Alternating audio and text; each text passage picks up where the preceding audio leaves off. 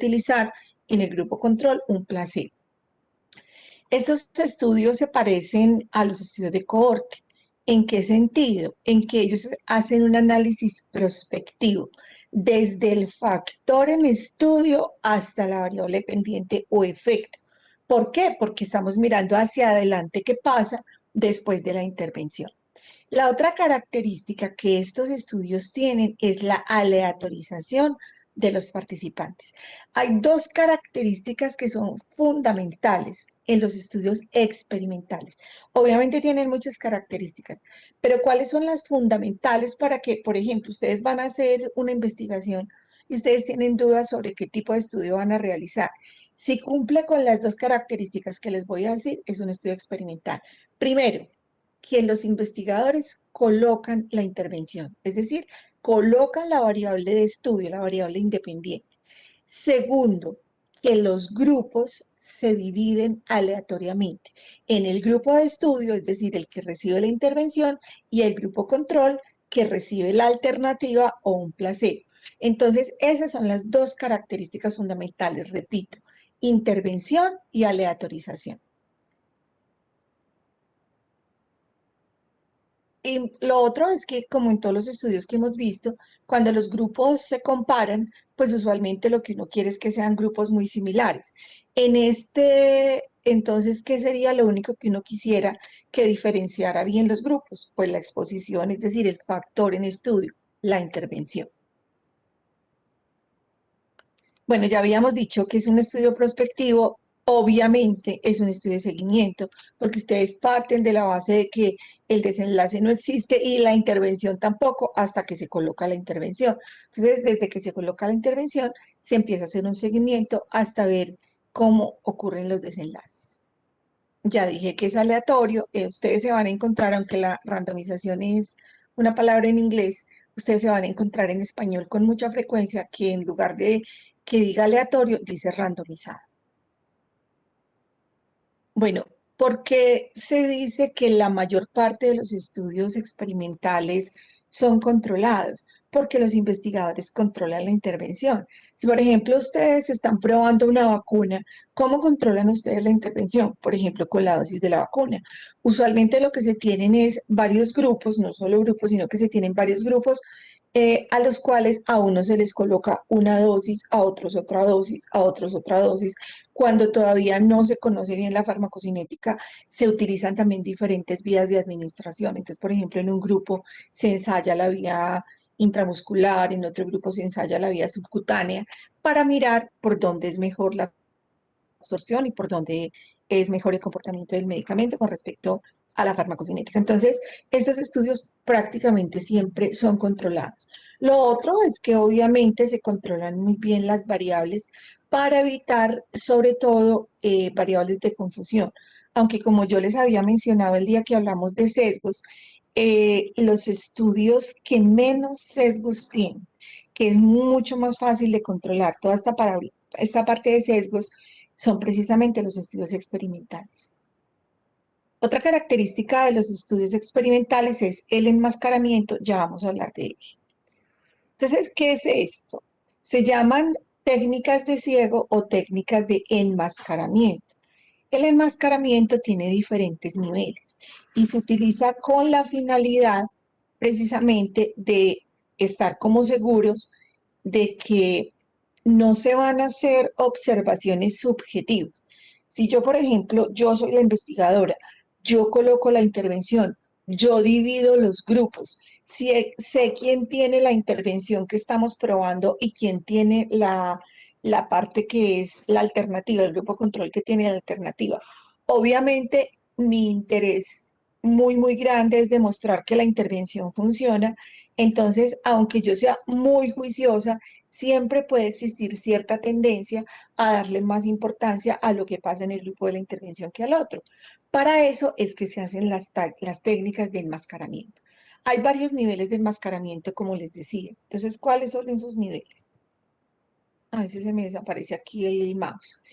Esto es lo que les estaba diciendo, que pues obviamente los investigadores, aunque no quieran hacerlo, pueden influir un poquito en las evaluaciones y por eso y introducir sesgos que son involuntarios.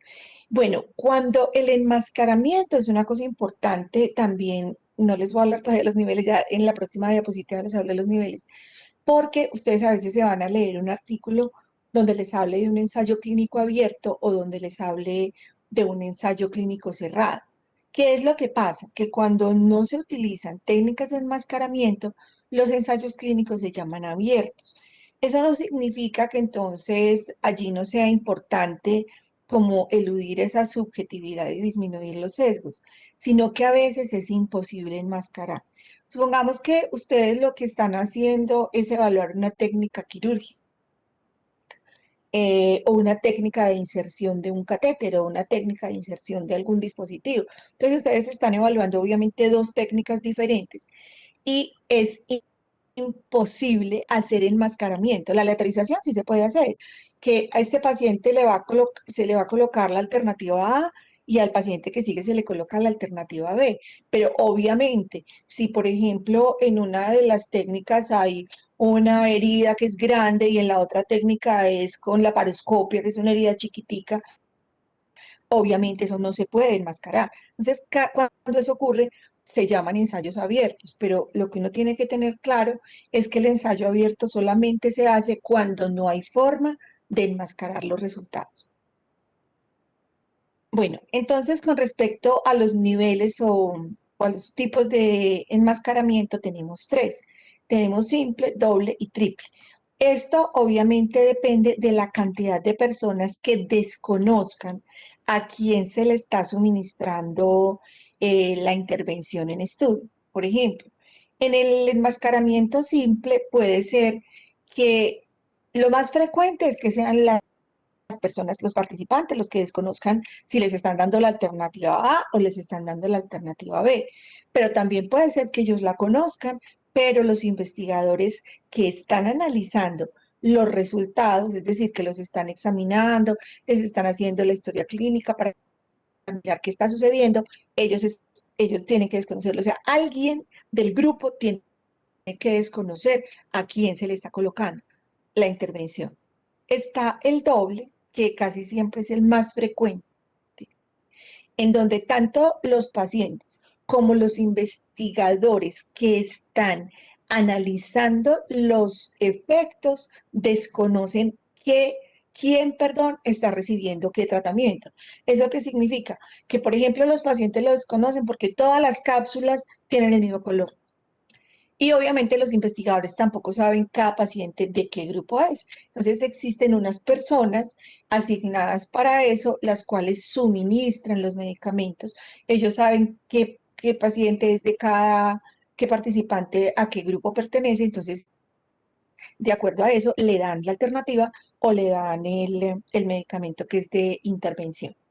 Y en el triple, entonces, no solamente los participantes, los investigadores, sino porque es que dentro de un grupo de investigación eso es multidisciplinario. Entonces, en un grupo de investigación pueden existir, por ejemplo, los médicos que están entregando que están formulando y que evalúan al mismo tiempo los efectos adversos, o puede ser que ellos simplemente formulen el medicamento, que desconozcan qué les están dando a los pacientes, entonces el médico hace que el paciente, hace algo que se llama el reclutamiento, hace que los pacientes firmen el consentimiento informado para que sepan que ellos pueden recibir el medicamento de intervención o la alternativa. Los médicos ni los pacientes saben quién es y por detrás de ellos están entonces las personas que valoran los efectos adversos, la farmacocinética, la seguridad, la eficacia y puede ser que ellos también desconozcan a qué grupo pertenecen. Ese es el mejor, porque los resultados son los más objetivos. Y quien sí conoce, entonces, lo conoce quien está suministrando los medicamentos y lo conocen los epidemiólogos o lo conocen los estadísticos o ambos.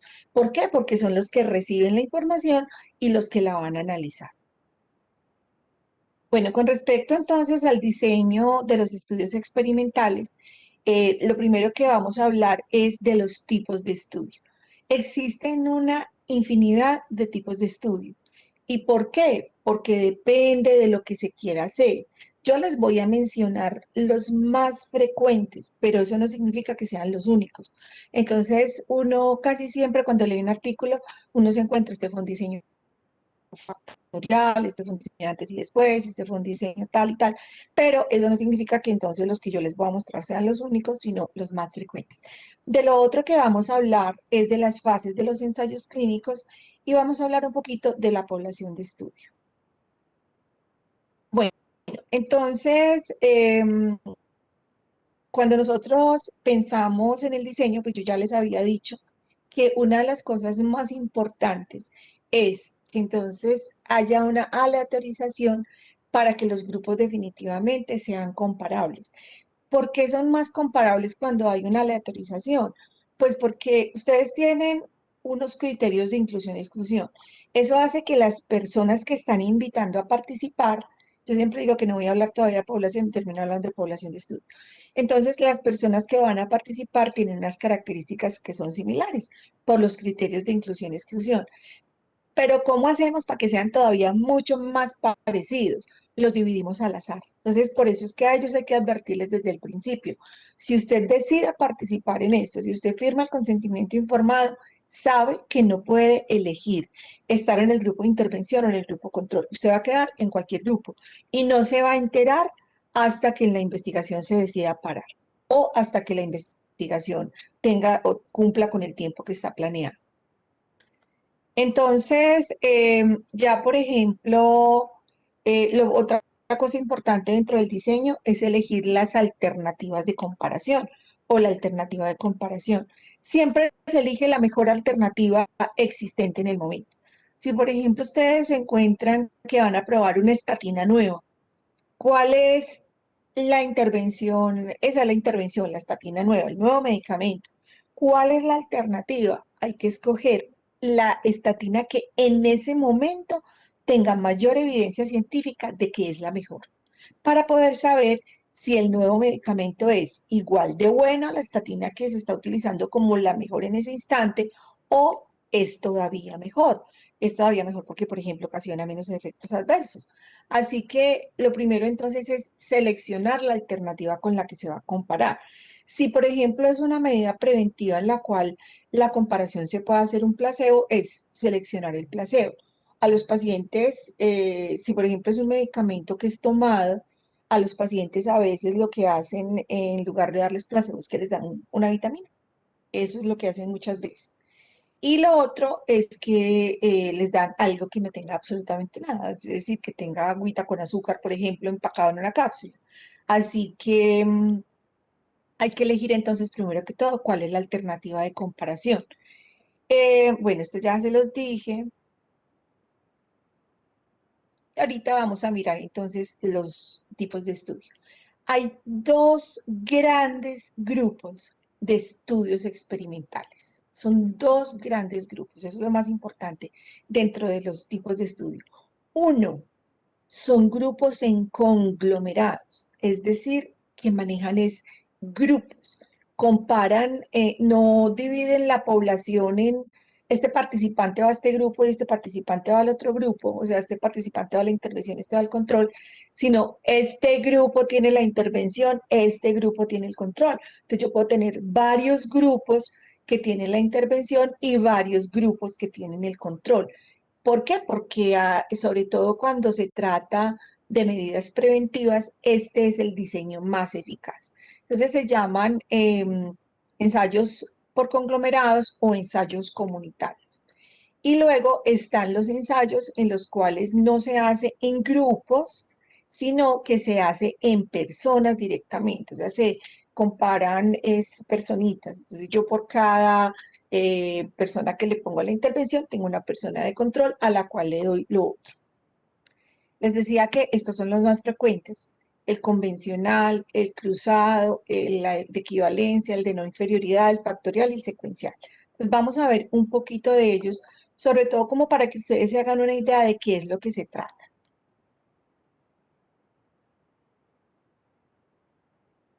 Bueno, en este primero, en el de conglomerados, pues creo que ya me adelanté y les dije las cosas.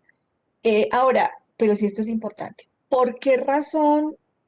Una de las cosas que cuando se hace con grupos se trata de que los grupos geográficamente no estén cerca para que el uno no contamine al otro. Si yo, por ejemplo, digo que voy a utilizar un conglomerado de conjuntos residenciales. Yo no puedo colocar un conjunto residencial que está enseguida del otro y en este conjunto residencial pongo la alternativa A y en el que queda exactamente en la portería enseguida coloco la alternativa B, porque es muy probable que los vecinos se conozcan y entonces eso puede contaminar el diseño. Así que siempre se trata de que geográficamente las personas estén separadas.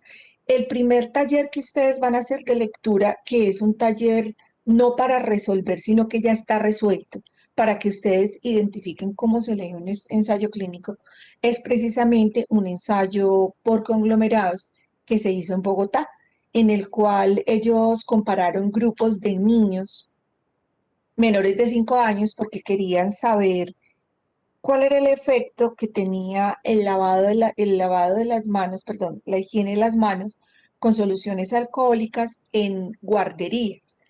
Así que ellos lo que hicieron fue escoger diferentes barrios, incluso hay alguno que es por fuera de Bogotá, algún pueblo que es por fuera de Bogotá, porque ellos necesitaban que los grupos de niños no estuvieran en los mismos sitios.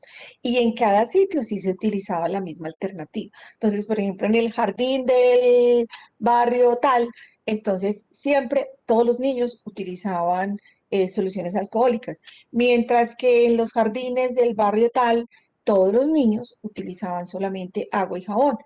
Entonces, precisamente para evitar como contaminar esos estudios. Estas investigaciones son unas investigaciones que son muy prácticas, son de aplicación, ¿cómo les explico yo lo de aplicación? Hay unos ensayos clínicos que se llaman pragmáticos y se llaman pragmáticos precisamente porque son como cosas muy prácticas, son cosas que ya han demostrado su eficacia. Obviamente todos sabemos la eficacia de las soluciones alcohólicas para la higiene de las manos, pero lo que se trata es más como de buscar la efectividad para ciertos objetivos. En el ejemplo que yo les estoy dando, lo que se buscaba ver era si los niños que utilizaban soluciones alcohólicas, en ellos disminuía la incidencia de infecciones respiratorias agudas y de enfermedades diarreicas agudas. Así que por eso es que es una investigación como de aplicación.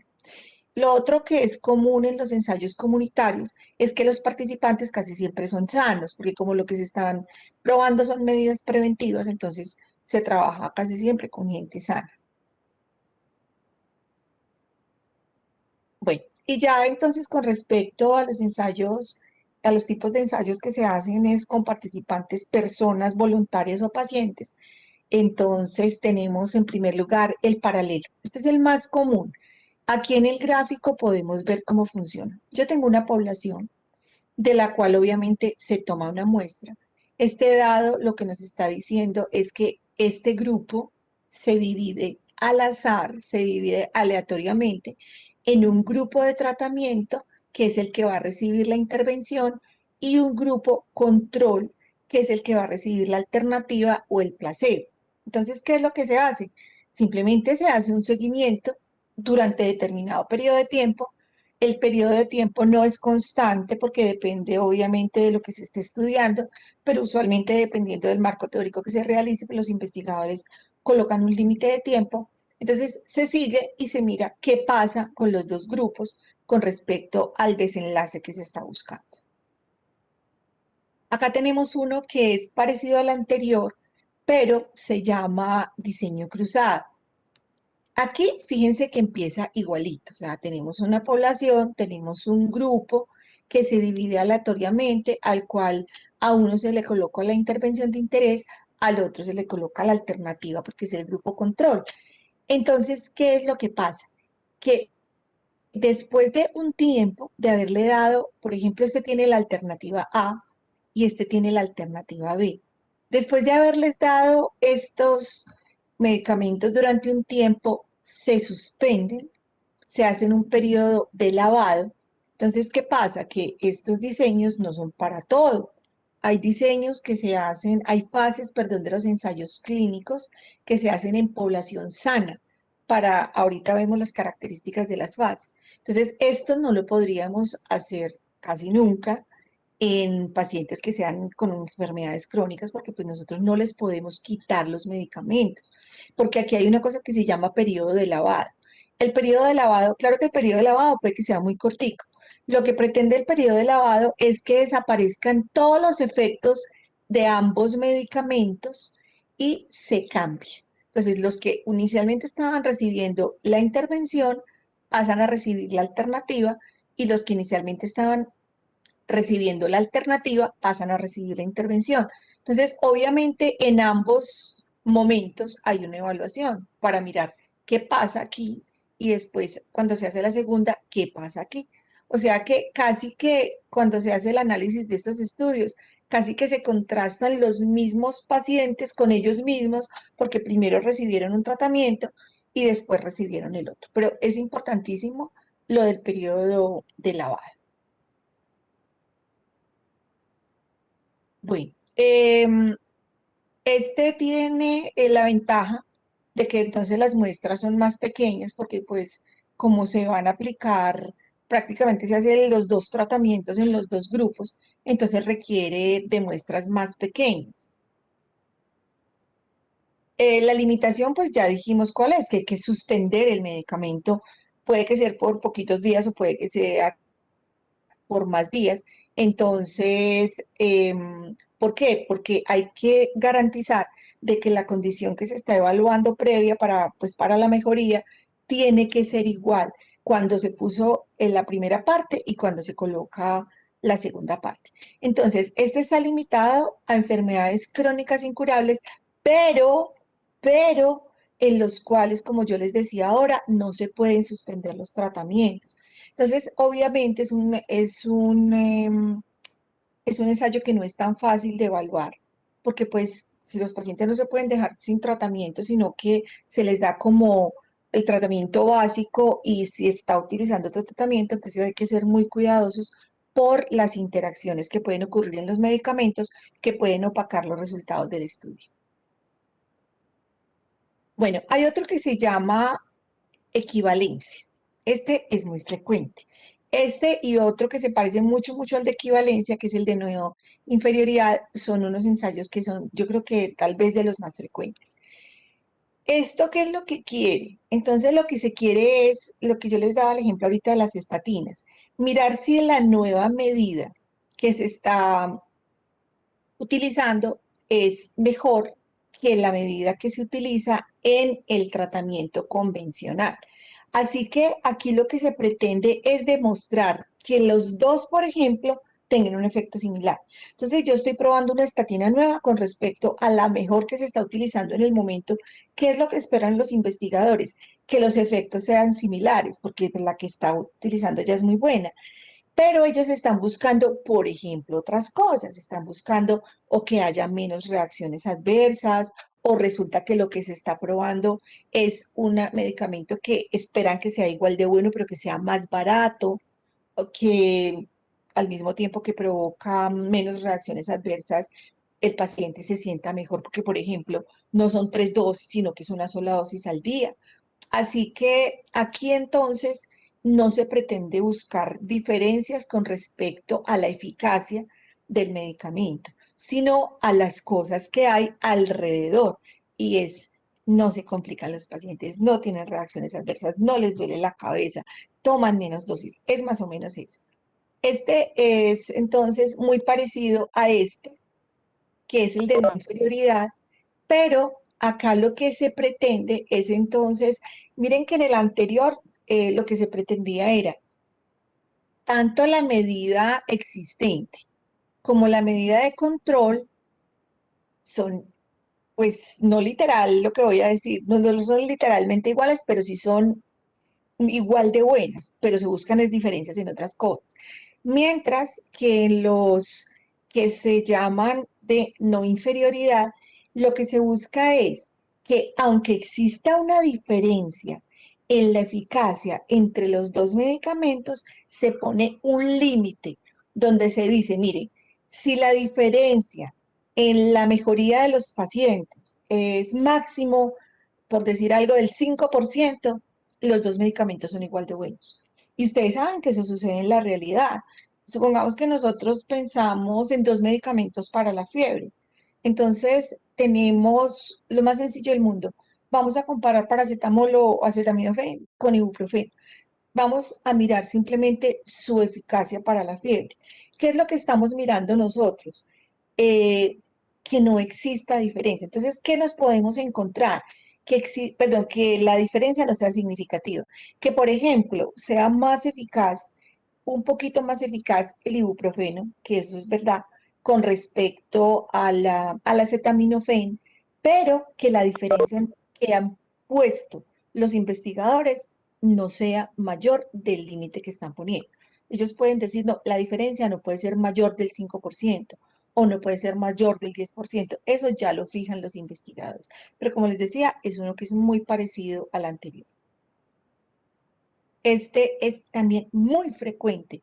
Incluso en los estudios de cohorte, este ensayo es muy frecuente. No se llaman tanto de no inferioridad, sino de no diferencia cuando hablamos de cohorte. Bueno, está el diseño factorial. El diseño factorial es un poquito más, ¿cómo les explico yo? Es un poquito más complejo, pero al mismo tiempo es más sencillo por el hecho de que necesitan menos gente, aunque también depende del diseño, porque la mayoría de los textos le dicen a uno que en el diseño factorial se necesita menos muestra, pero uno se encuentra algunas cosas donde dice, no, es que el factorial definitivamente para que quede bien hecho necesita mucha gente. ¿Qué es lo que tiene como objetivo este? Cuando se necesita probar más de una intervención en el mismo estudio, es decir, en el mismo grupo de personas, ya que tienen más de una hipótesis de trabajo. Pueden tener dos o más hipótesis de trabajo. Eh, Porque puede ser que, por ejemplo, se esté estudiando mecanismo de acción, se está estudiando la parte farmacocinética, o también se está estudiando si los medicamentos pueden servir para otra cosa, que eso es muy frecuente que se busque. Supongamos entonces que hay dos intervenciones, como siempre, una A y otra B, y que el grupo de estudio se divide en cuatro. ¿Ellos qué es lo que hacen? Eh, Uno de esos grupos recibe los dos tratamientos, o sea, recibe la alternativa A y la alternativa B. Otro de los grupos, entonces, lo que hacen es que dos reciben tratamiento y un placebo correspondiente a ese tratamiento. Y en la otra es que en el cuarto, porque estos son dos grupos, uno que recibe el tratamiento y el otro grupo, o sea, el tratamiento con A y el tratamiento B y lo comparan con placebo. Y un cuarto grupo que solamente recibe placebos. Obviamente esto tiene variantes, esto es solo un ejemplo. Así que ellos lo que están buscando allí entonces es, empiezan a comparar con los resultados, empiezan a comparar casi que todo con todo, a ver qué encuentran. Hay otro que se llama de descontinuación. Entonces, supongamos que hay pacientes que ya están recibiendo determinado medicamento y se quiere evaluar, porque pues ya se conoce la eficacia y lo que quiere es, se quiere evaluar la efectividad.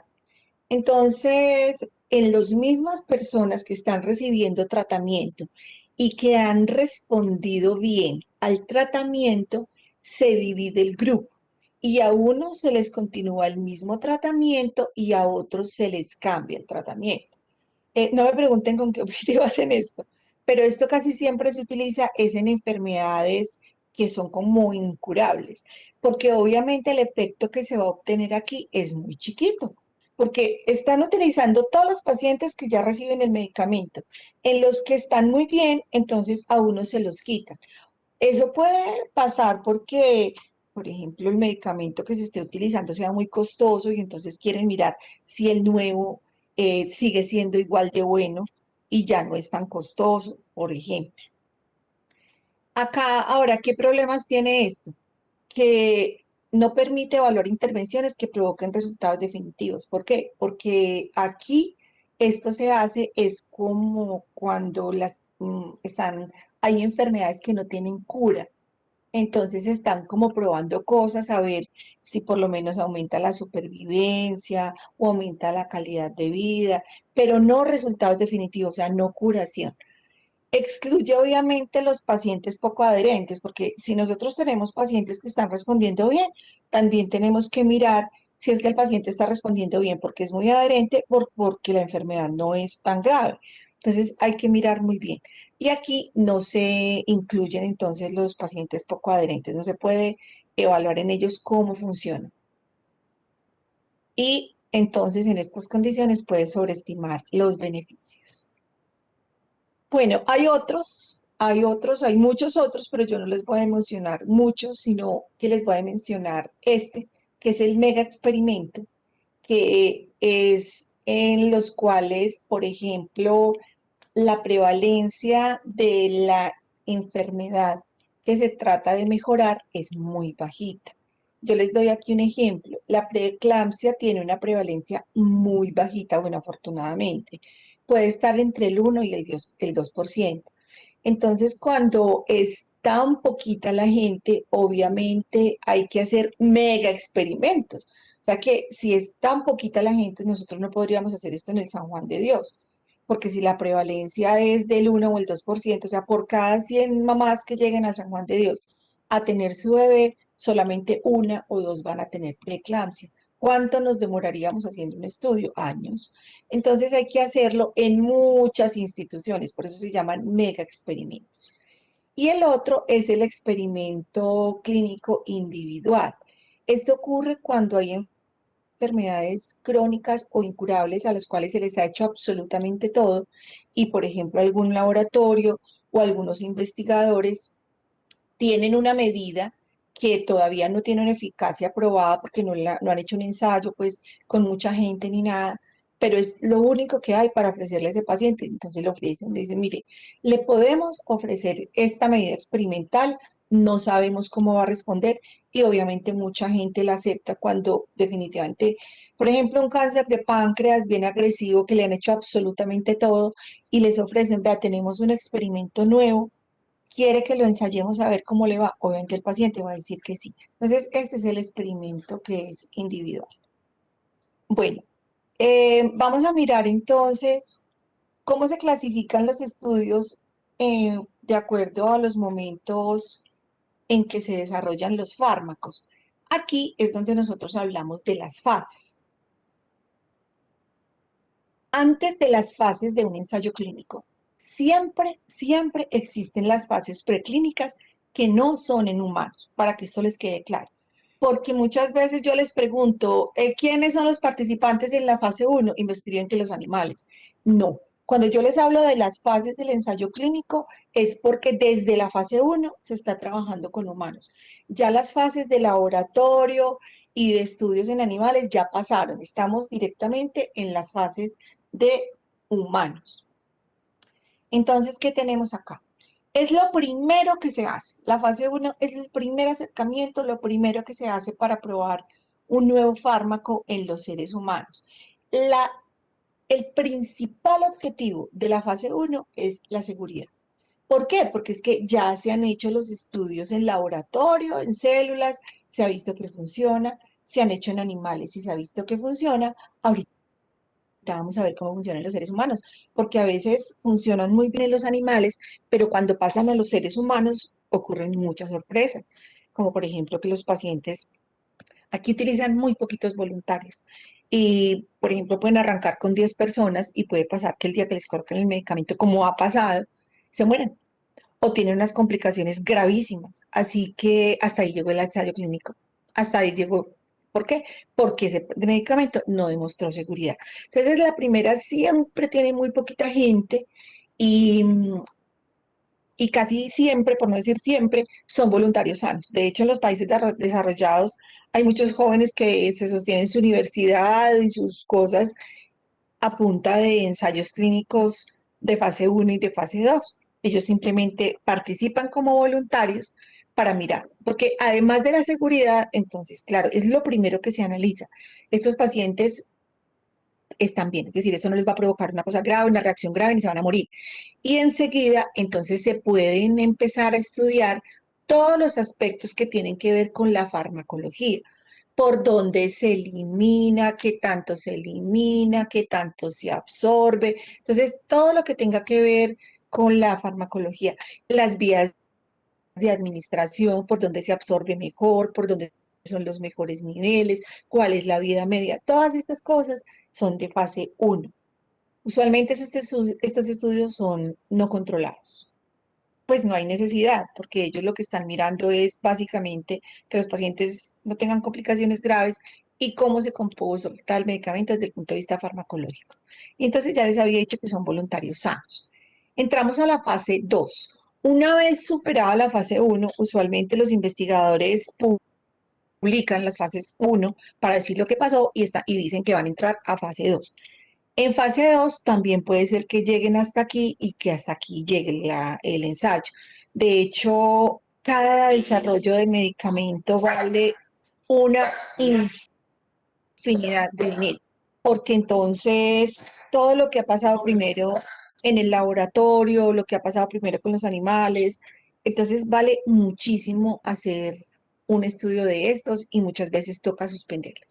Acá ya se conoce algo de la farmacología, pero aquí se sigue trabajando sobre todo. Entonces, el principal objetivo, ya les dije, el principal objetivo de la fase uno es la seguridad, aunque también empieza a verse la farmacología, pero el principal objetivo de la fase 2 es la farmacología, aunque obviamente se sigue trabajando en la seguridad, porque de hecho en la seguridad se trabaja siempre. Incluso cuando un fármaco sale a comercialización, se sigue trabajando en seguridad. Muchos fármacos han salido a comercialización y después de unos años de estarse vendiendo, toca suspenderlos porque empiezan a demostrar que ya cuando se hacen en poblaciones grandes, comienzan a tener complicaciones gravísimas, incluso la muerte, y toca suspender después de que han pasado por todas las fases. Hace unos años desarrollaron un medicamento para el sobrepeso que se llamaba, ay, ¿cómo se llama? Acomplia. Y resulta que pasaron pues todas las fases y cuando ya empezaron a utilizar, empezaron los ancianos a suicidarse, los que estaban recibiendo Acomplia. ¿Qué pasó con el Acomplia? Desapareció.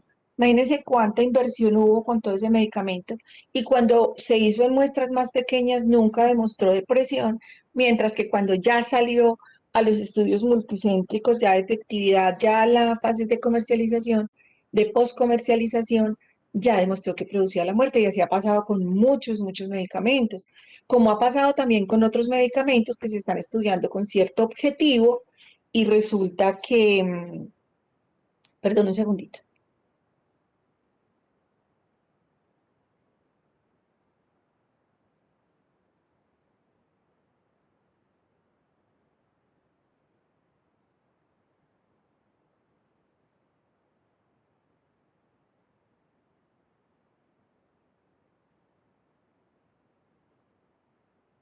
Bueno, que con medicamentos, por ejemplo, que se están estudiando con esos objetivos y resultan servir para otros. El Viagra se estaba utilizando, era para problemas cardiovasculares y sirvió para otra cosa. Hay un medicamento que se está utilizando para la hiperplasia de próstata que no sirvió para la hiperplasia de próstata porque a las dosis que se estaba suministrando mejoraba la hiperplasia, pero producía mucha depresión en los viejitos. Entonces lo suspendieron, pero ¿qué se encontraron durante ese ensayo? Que a los viejitos les empezó a crecer pelo, a los viejitos que eran calvos les volvió a salir pelo.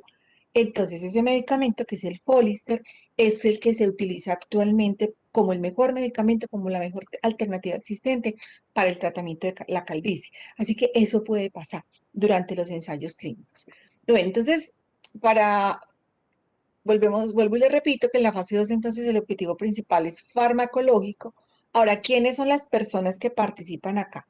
Aquí también pueden participar voluntarios sanos, pero ya empiezan a participar algunos pacientes.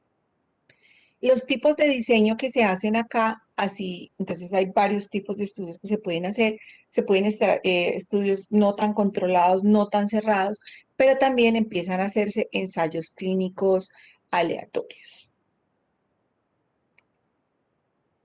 Bueno, la fase 3 es la última fase de los ensayos clínicos antes de pasar a comercialización.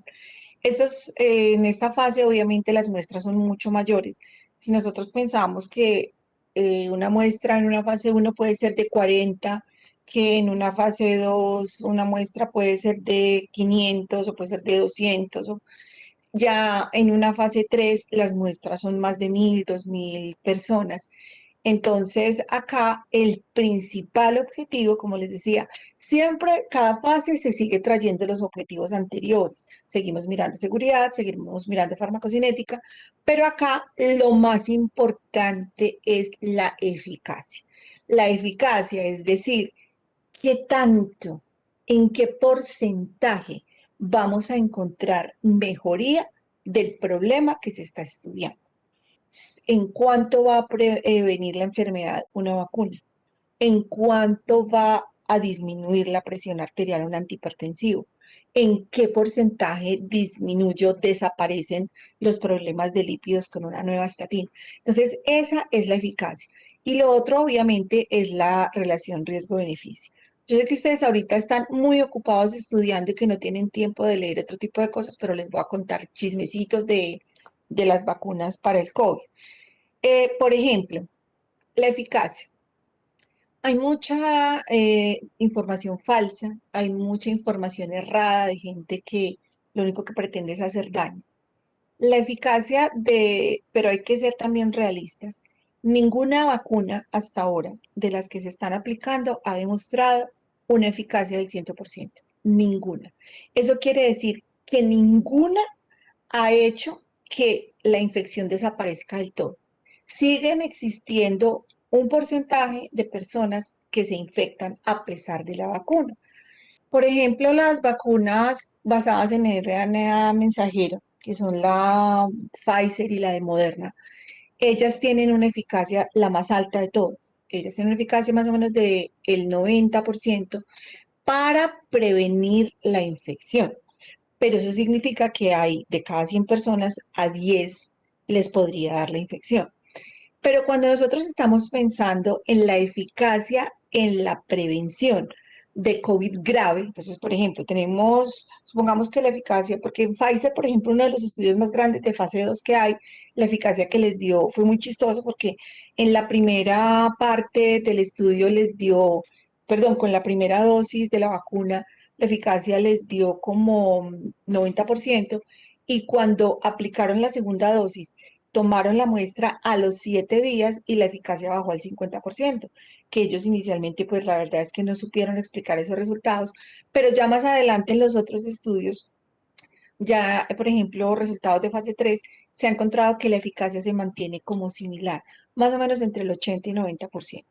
Pero yo les decía ahorita que el 95%, pero el 95% es para los casos graves. Entonces, supongamos que a las personas les da la infección, pero es muy difícil que esas personas terminen con un COVID grave o que terminen hospitalizados. Y para la muerte tienen una eficacia del 100%. O sea, ninguno de esos pacientes que tenga las dosis, el esquema completo de vacunación, se muere, aunque le dé la infección. La vacuna que le están poniendo a nuestros mayores, la de Coronavac, la del laboratorio que es de Sinovac, la China, esta vacuna es muy buena. ¿Cuál es el problema de la vacuna? Que cuando la probaron inicialmente, la probaron en personal de salud. Entonces la eficacia dio muy bajita. Y la Organización Mundial de la Salud había puesto un límite, dijo que la eficacia al menos sea del 50% para que la puedan sacar. Y les dio exactamente 50%.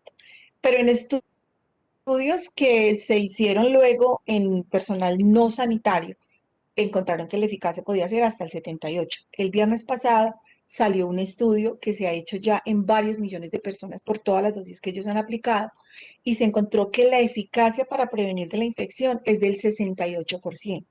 O sea que hay un 32% de las personas que aún estando con el esquema completo de vacunación pueden adquirir la infección.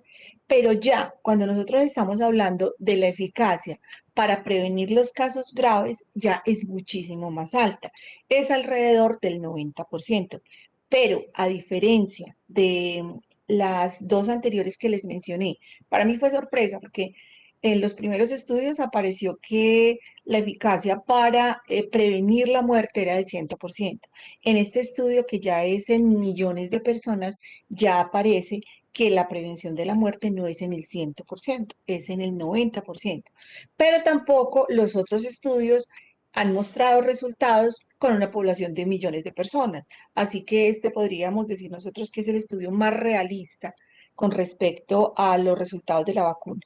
Entonces, ahí es donde ustedes ven. Ahora, con respecto a la relación riesgo-beneficio, si de pronto han escuchado algo, han tenido problemas tanto con con la vacuna de AstraZeneca como la de que están haciendo JJ, que son Johnson y Janssen.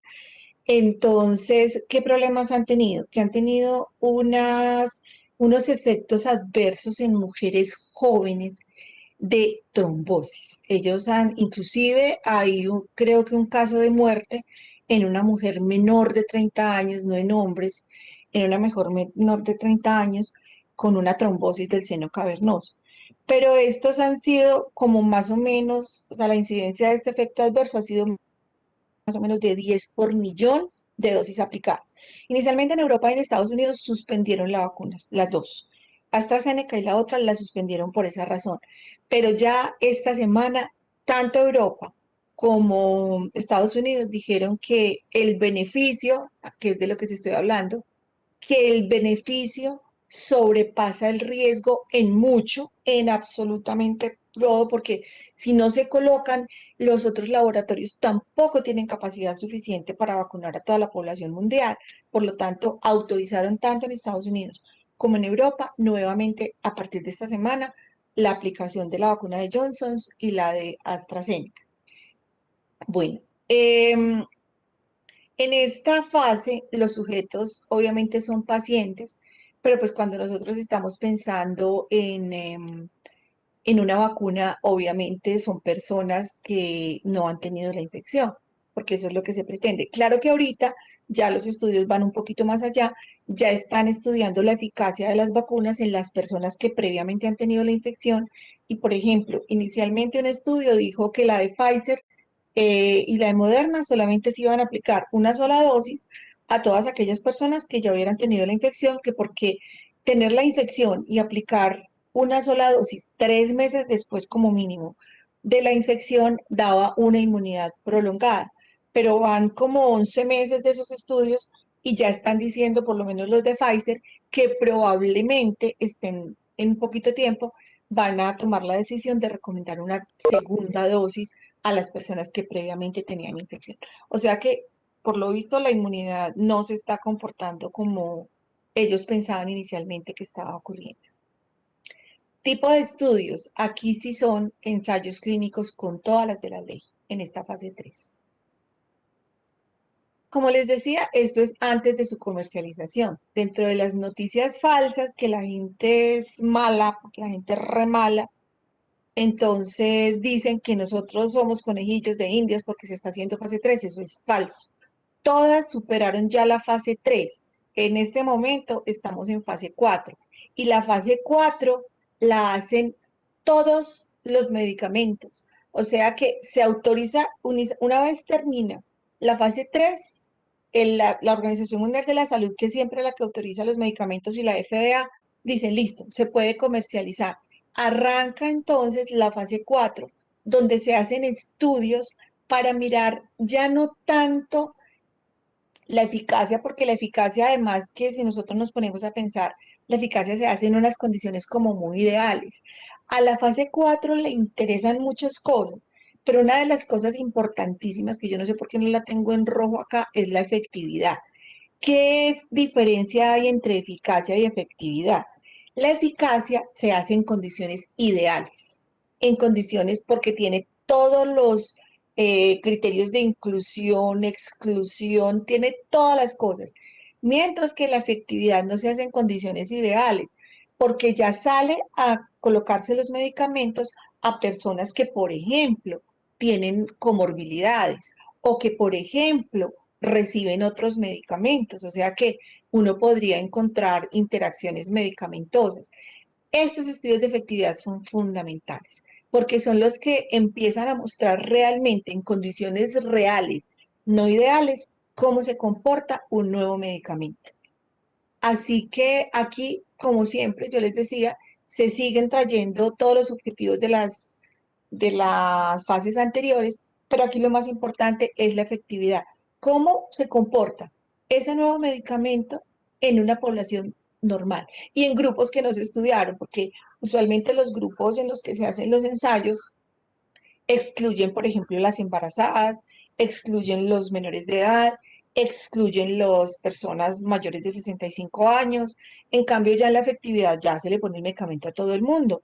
Y ahí es donde uno comienza a ver de pronto que están ocurriendo otras cosas, o como por ejemplo pasó con la Pfizer, que en la fase 2 cuando estaban haciendo el estudio, se encontró que la efectividad era muchísimo mejor en las personas mayores que en las personas más jóvenes, porque ellos cuando trabajaron en fase 1 solo trabajaron con población joven, en cambio, ya en la fase 2 incluyeron gente por encima de los 70 años y se dieron cuenta que la eficacia era muchísimo mejor en ellos. Claro que eso también puede tener muchas explicaciones, pero pues no es del tema que lo hagamos hoy. Bueno, acá entonces las personas que participan, es decir, los sujetos de investigación, sí son pacientes y los diseños que se hacen, importante, no solamente ensayos clínicos, también estudios observacionales. Cuando vimos casos y controles y cohorte, yo se los mencioné. Yo les dije, los estudios de casos y controles y cohorte también se hacen de efectos que son protectores, es decir, de medicamentos, de vacunas, porque se hacen estudios de efectividad.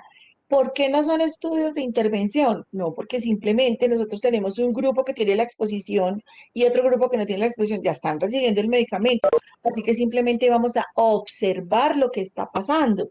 Por eso son observacionales, porque solamente estamos observando, porque no se está haciendo la intervención. Si ya se está probando, después de haber probado eficacia y alguien quiere probar ese medicamento para otra cosa, pues obviamente ya las cosas son distintas y sí tiene que ser un ensayo clínico. Como por ejemplo lo que sucedió con el medicamento que les estaba mencionando, es que no me acuerdo el nombre genérico, el del Folister, me parece que es finasterida.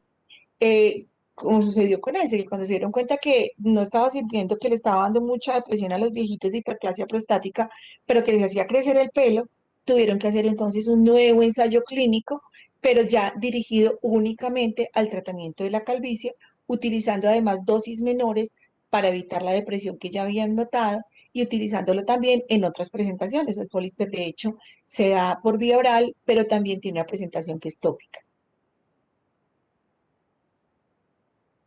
Bueno, con respecto a la población de estudio, aunque ya les he hablado un poquito sobre eso, entonces vamos a mirar en el proceso de selección qué es lo que ocurre.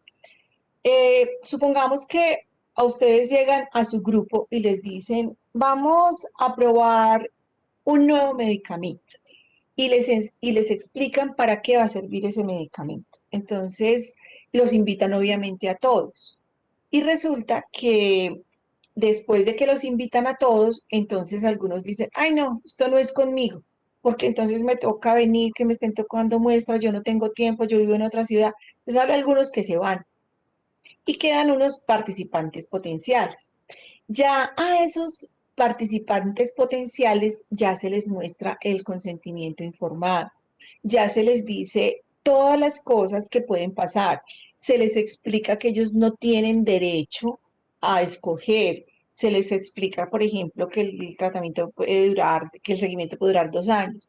Entonces, la mayor parte de la gente probablemente va a decir que sí, y además les van a decir y no les vamos a pagar o si les vamos a pagar. Entonces, la mayor parte de la gente dirá que sí, pero algunos dirán que no.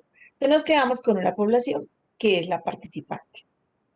Ya con ellos, entonces ya ellos firman el consentimiento informado, saben que van a ciegas, que no saben qué les van a dar, que los van a estar examinando, que los van a estar llamando, y ya con ellos se hace la asignación aleatoria. Se dividen al azar los grupos. Pero obviamente cuando llegan acá, desde el proceso de selección, obviamente se han mirado los criterios de inclusión y exclusión. Aquí entonces se hace la asignación aleatoria y queda el grupo de tratamiento o de intervención y el grupo de control al cual se le va a dar un placebo o se le va a dar la alternativa seleccionada. con respecto al análisis de los resultados, los estudios experimentales que miden asociación miden con las mismas medidas de asociación que los estudios de cohorte, igualito. O sea que el manejo de la tabla es igual, entonces se mide también riesgo relativo y también se mide el hazard ratio. Y hay otras medidas de impacto. Aquí, por ejemplo, algunos estudios, algunos ensayos clínicos se analizan también el riesgo atribuible, pero en general analizan otro tipo de medidas que vamos a ver. Una se llama RAR. Se llama RAR porque es la reducción absoluta de riesgo. ¿Esto qué es? Es simplemente la diferencia entre la incidencia en los dos grupos. Eso es todo. Es la diferencia que existe en de la proporción de incidencia en no expuestos menos la proporción de incidencia en los expuestos. Y pues yo como les dejo esto, les doy un calculito simplemente para que ustedes miren cómo se hace. ¿Qué es importante de las medidas de impacto de los ensayos clínicos, muchachos? No que nos sepamos la fórmula, sino que cuando nosotros nos hablen de una RAR, sepamos de qué nos están hablando. Cuando nosotros nos hablan de una RAR, nosotros lo que queremos saber es realmente cuánto disminuye el riesgo. Por lo tanto, en la interpretación es lo que nos interesa. Acá esto, que por eso les digo, no voy a insistir en los números porque no vale la pena que no los aprendamos, pero que nos dio 42% después de que nosotros hicimos esas restas. Tenemos un efecto o un desenlace que se está midiendo, que es el dolor, y acá tenemos entonces el tratamiento de intervención y el tratamiento de control. Cuando se hace todas esas operaciones nos da un 42%, lo que significa que el riesgo de dolor en los que reciben el tratamiento nuevo es de un 42% menos que el riesgo de dolor en los controles. Supongamos que esto es un medicamento para dolor después de una fractura abierta. Entonces, esto es lo que nos dice, que el nuevo tratamiento, entonces, quienes lo recibieron tienen un 42% menos de dolor que los que recibieron otro tratamiento. Otro elemento importantísimo que nosotros debemos saber es el NNT. Porque es que la mayor parte de las publicaciones a ustedes no les aparece reducción absoluta de riesgo, les aparece simplemente RAR. Entonces, por eso uno tiene que saber qué es RAR. ¿Qué es RAR? Es reducción absoluta de riesgo. ¿A qué se refiere la RAR? A la diferencia entre la incidencia del grupo de la intervención y el grupo control. Yo no me tengo que saber la fórmula para saber simplemente qué es la diferencia de incidencia del desenlace en los dos grupos. Eso es todo. Y con respecto de el número necesario a tratar, entonces ¿cuántos pacientes es necesario que reciban el tratamiento para obtener un beneficio o para prevenir un efecto adverso? Depende pues de lo que los investigadores estén midiendo. El NNT mide algo que se llama eficiencia clínica. Idealmente debe ser cercano a 1. ¿Por qué debe ser cercano a 1? Por esto. Porque si es el número de pacientes que es necesario tratar para obtener un beneficio, y a mí me dicen que en un estudio el NNT fue de 70, eso significa que le tengo que dar tratamiento a 70 personas para que uno mejore. Por lo tanto, entre más cercano a 1 esté el NNT, es mejor. Porque si significa que, si es 1, significa que a cada paciente que yo le doy el tratamiento, el paciente mejora. El NNT puede ser, por ejemplo, de 3. Eso significa que de cada 3 tratamientos que nosotros estamos dando, ¿qué pasa? Que 3 mejoran. Pero si de 70 y me da 1, entonces es que solamente entre los 70 mejoró 1. Si es en 70 y me da, por ejemplo, 4, entonces, bueno, eso también es muy bajito, perdón, es bueno, pero es que uno dice, uy, no, pero solamente 4 pacientes me mejoran. Pero bueno, eso es. Ahora, hay otro que es como el contrario del NNT, que simplemente lo utilizan para predecir los daños. Esto lo ve uno muy poquito en los estudios, es el número necesario para producir daño. Entonces, pues lo más importante es que ustedes se aprendan en el NNT. Ahora, ¿cómo identificamos nosotros el necesario para producir daño? Simplemente porque nos aparece un NNT que es negativo. O sea que un NNT negativo lo que nos dice es que el efecto del medicamento es dañino. Bueno, este es un ejemplo que pues, no creo necesario que hagamos, ustedes lo hacen solitos después, porque yo, eso sí les garantizo que yo no les voy a preguntar nunca el cálculo de estos. Lo que sí les voy a preguntar es qué es eso, qué es el número necesario a tratar, cuál es el número, cuál es el NNT ideal, qué es una RAR. Entonces ya sabemos que la RAR simplemente es la reducción absoluta de riesgo, que es la diferencia de la incidencia entre el grupo que tiene la intervención y la alternativa. Bueno, esto ya se los dije. Hay otra cosa que ustedes se pueden encontrar en los estudios que se llama análisis por intención de tratar. ¿Esto qué significa? Cuando ustedes, por ejemplo, van a encontrar en los estudios que se calcula una muestra, pero resulta que al final del seguimiento es probable que no todas las personas que se les dio, por ejemplo, la primera dosis de una vacuna, no todas las personas se les colocó la segunda dosis porque se desaparecieron. Entonces, una se desaparece. El análisis por intención de tratar, ¿qué es lo que pretende?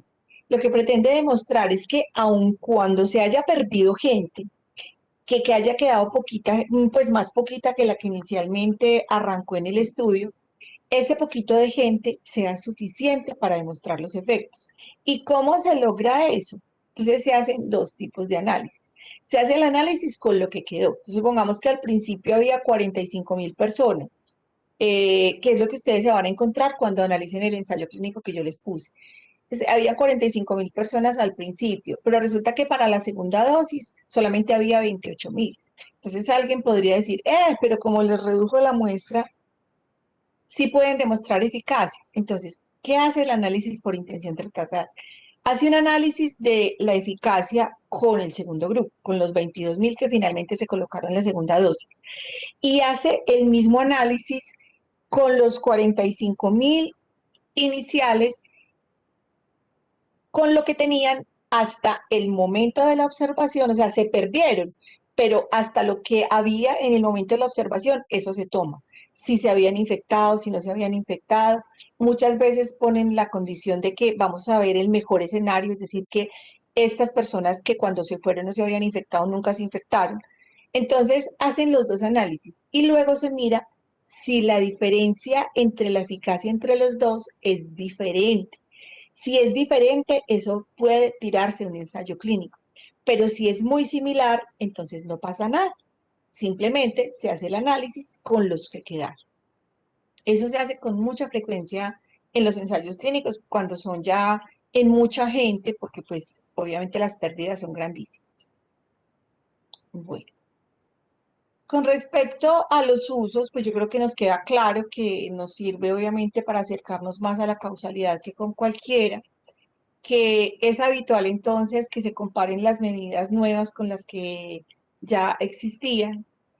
Y cuando se pretende entonces demostrar varias cosas, ya hemos hablado de la eficacia, hemos hablado de la eficiencia y hemos hablado de la efectividad, o de tratamientos o de programas, porque uno puede, por ejemplo, evaluar un programa educativo, un programa de promoción y prevención, también se puede hacer un ensayo clínico para evaluarlo. Las ventajas, vuelvo y repito, se acercan a la causalidad de la manera más precisa, eficacia, máximo control de sesgos y variables de confusión y que pueden ser repetibles y comparables pues los resultados con otros.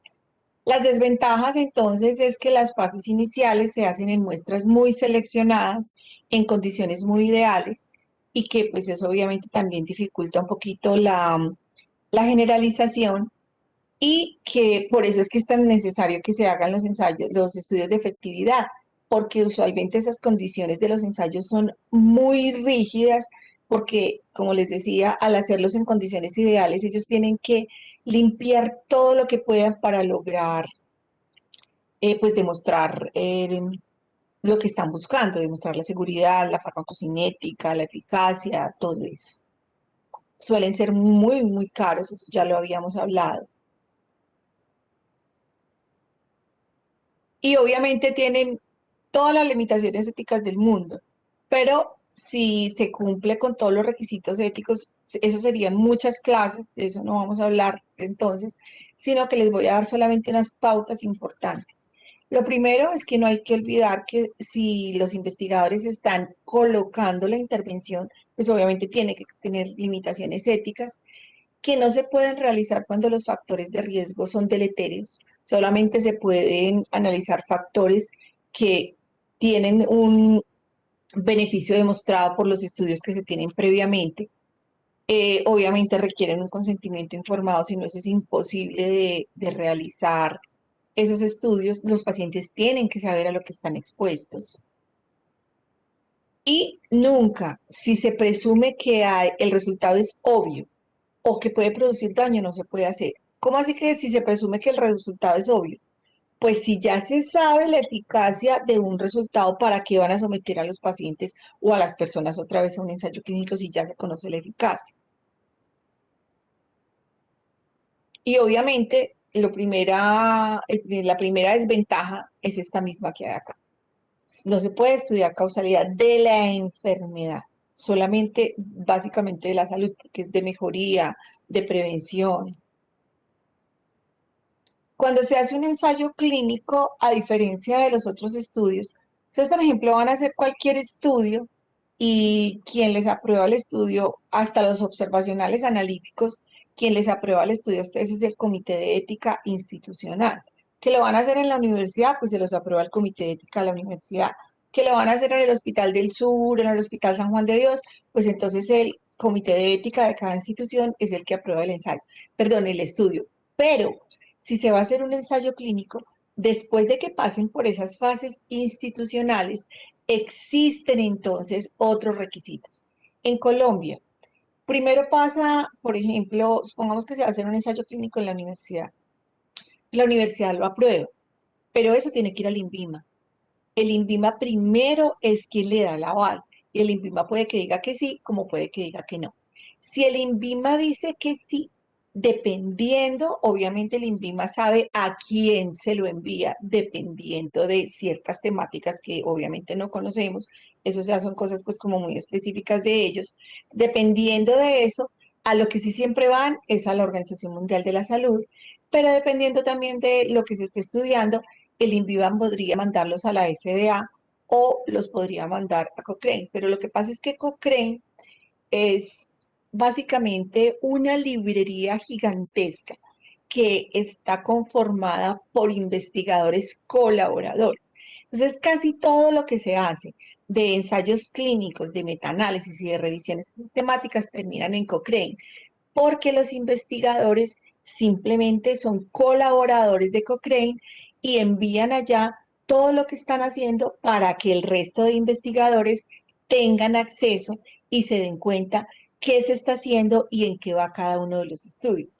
Pero entonces, básicamente, el requisito primario sería en Colombia el INVIMA y después la Organización Mundial de la Salud. O sea que obtener una autorización para probar una sustancia no es fácil.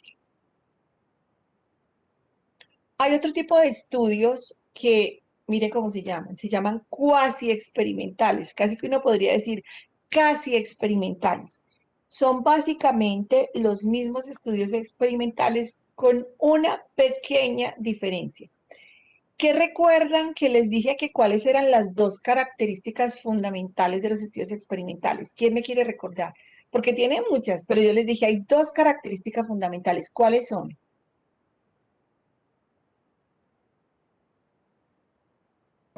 Que son aleatorizados. ¿Y qué más? La otra. Yo les dije hay dos. Prevención y aleatorización. Exacto, la intervención y la lateralización. Esas son las condiciones fundamentales de los experimentales. El estudio cuasi experimental se diferencia en que obviamente está analizando intervenciones, pero no hay aleatorización. ¿Por qué no hay aleatorización? No siempre es por capricho de los investigadores, sino porque a veces sencillamente no se puede hacer aleatorización. Simplemente, a veces no se hace. Entonces, estos por eso se llaman cuasi experimentales. Obviamente, los tipos de estudio, yo aquí tengo un listado de tipos de estudio, pero son más o menos los mismos diseños de los estudios experimentales, así que voy a pasar por ahí rapidito porque son prácticamente los mismos.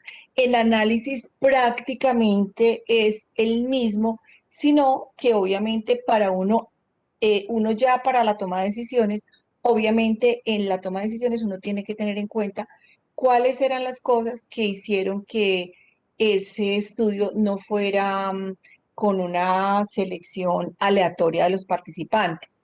Entonces, ya dependiendo de eso, pues es que esa es la toma de decisiones. Eh, entonces, yo no les voy a leer esto porque son los mismos diseños de los anteriores. ¿Qué convenientes tienen ellos? Pues obviamente que sabemos que la aleatorización lo que permite es disminuir los sesgos. Por lo tanto, si aquí no hay aleatorización, pues obviamente hay más probabilidad de sesgos. Y lo otro es que también la falta de aleatorización puede hacer que los estudios no, que los grupos de intervención y control no sean tan parecidos como si lo son en los estudios cuando se puede aleatorizar. Obviamente es más barato porque la aleatorización implica muchos problemas de plata también, y porque puede ser la única manera de hacer un estudio experimental. Este es un estudio experimental en laboratorio. Por eso yo les decía, esto no tiene fase, porque las fases arrancan en la fase uno, las fases de los ensayos clínicos arrancan en la fase uno en humanos. Entonces, cuando ustedes encuentran este tipo de experimentos, son estudios experimentales también, pero son estudios experimentales en laboratorio. Este es un experimento para mirar regeneración ósea en la mandíbula de la ratica con diferentes biomateriales. De hecho, si uno se lee estos estudios, uno puede encontrar los mismos diseños que uno conoce de los estudios experimentales. Uno puede encontrar el diseño factorial, puede encontrar todas las mismas cosas, pero obviamente ya sabemos que esto no tiene nada que ver con ensayos clínicos, que estos son simplemente experimentos que se tienen que hacer previamente a los ensayos clínicos. Con respecto a los ensayos de campo, yo les dije, este estudio ustedes se lo van a leer. Este es el estudio que les mencioné durante todo el ejemplo, que lo que querían era, como ya conocía la eficacia de las soluciones alcohólicas, ellos estudiaron cuál era la efectividad de la higiene de manos con soluciones alcohólicas para disminuir la incidencia de infección respiratoria aguda y de infección diarreica aguda en centros donde, en guarderías, en hogares de bienestar familiar, donde tenían niños entre 1 y 5 años. Y ya con respecto a ensayos clínicos, aquí tenemos un ensayo que es para buscar eficacia, que fue de los primeros estudios, mire, esto lo publicaron en 2006, de los primeros estudios que demostraron el beneficio del zinc en los niños con diarrea. Hasta no hace mucho, mire, hasta hace 14 años más o menos, a los niños con diarreas virales únicamente se trataban pues con medidas generales y con la hidratación y ya. Pero este fue tal vez el primer estudio que demostró que el zinc disminuía la duración de los episodios de diarrea, disminuye el tiempo entre episodios, o sea, las diarreas son menos frecuentes, mejora rápidamente la respuesta inmunológica del intestino, la regeneración de las células epiteliales intestinales. Entonces, este fue un ensayo entonces con el objetivo de evaluar efecto de suplementos diarios de zinc durante 14 días. ¿En qué? En la duración de la diarrea, la gravedad de la diarrea y obviamente la morbilidad, es decir, qué tan enfermos están los niños durante los episodios de diarrea. Este fue un ensayo clínico aleatorizado. Como es una medida preventiva, entonces obviamente se podía utilizar un placebo para poder ensayar la eficacia. Este es un ensayo cuasi experimental de cuando se probó la vacuna de la leptospirosis en Cuba. Entonces, ¿qué fue lo que hicieron ellos? Ellos querían mirar la efectividad de la vacuna un año después de haber sido aplicada. Entonces, ¿qué fue lo que pasó? Ellos hicieron un ensayo prospectivo, cuasi experimental, con todas las personas que tenían riesgo.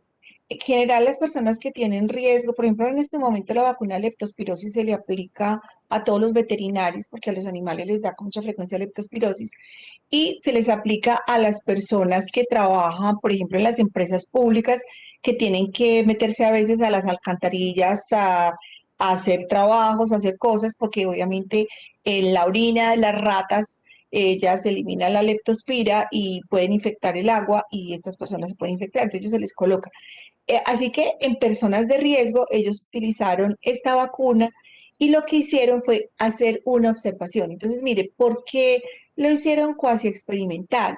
Porque ellos no se pusieron a dividir los grupos, sino que ellos lo que hicieron fue, vamos a ponerle la vacuna a todas las personas de riesgo y vamos a evaluar dentro de un año qué pasa. Entonces los fueron siguiendo y miraron al año de esas personas cuántas habían tenido leptospirosis y cuáles no. ¿Por qué es experimental? Porque hubo una intervención. Pero fíjense que no es que no, vamos, entonces a unos sí, a otros no, vamos a hacer división aleatoria. No, ellos querían saber cómo se comportaba esa vacuna después de un año de haber sido aplicada. Entonces, lo que les mencionaba ahora, a veces no es porque los investigadores sean caprichosos y digan, no, como esto es más fácil, hagamos un cuasi experimental, sino que dependiendo del tipo de estudio, a veces es necesario hacerlo cuasi experimental. Bueno, este es un resumen final de todos los diseños primarios que hemos visto. Si, por ejemplo, nosotros tenemos un problema de investigación, entonces lo primero que tenemos que determinar es si ese problema de investigación va a requerir que se haga comparación de grupos. Si la respuesta es no, y nosotros no necesitamos trabajar sino en un solo grupo, entonces estamos frente a estudios descriptivos. Si la unidad de análisis son grupos, o sea, poblaciones, estamos entonces frente a un estudio ecológico. Si la unidad de análisis son individuos, entonces estamos frente a los estudios longitudinales o transversales. Y pues si la enfermedad que se está estudiando es muy escasa, es rara, es especial, entonces en clínica tenemos estudios de casos y de series de casos.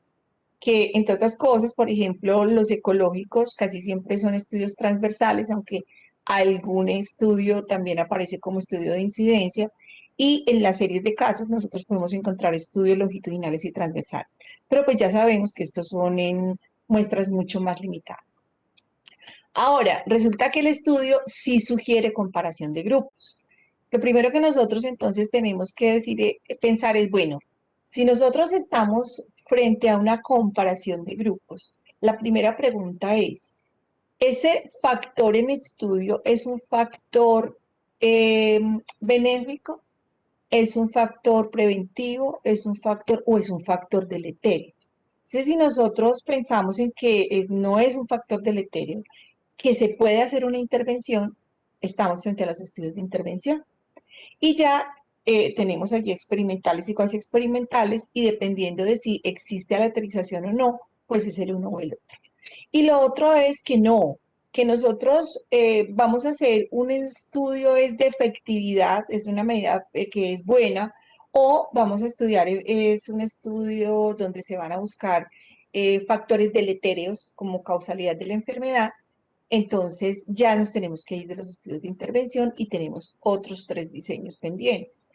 Ahora, ¿qué pasa con esos 3 diseños pendientes? Nosotros con el diseño podemos demostrar asociación causal o resulta que nos falta esa condición de temporalidad, esa condición de tiempo de exposición.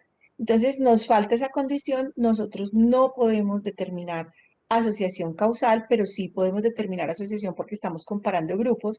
Entonces, estamos frente a un estudio de asociación no causal, que es el de corte transversal, que ya sabemos que puede hacerse desde el factor de riesgo al efecto o desde el efecto a los factores en estudio.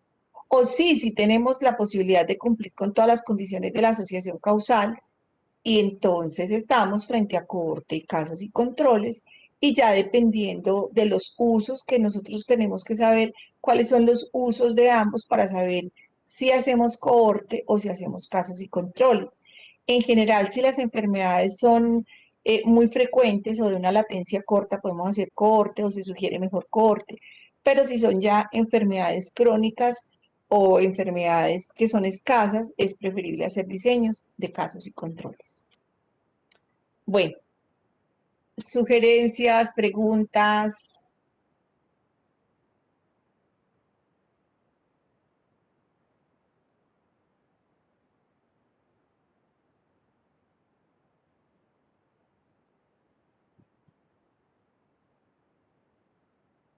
Por mi parte, no, doctora. Bueno, listo. Entonces me esperan, por favor, yo tomo el pantallazo.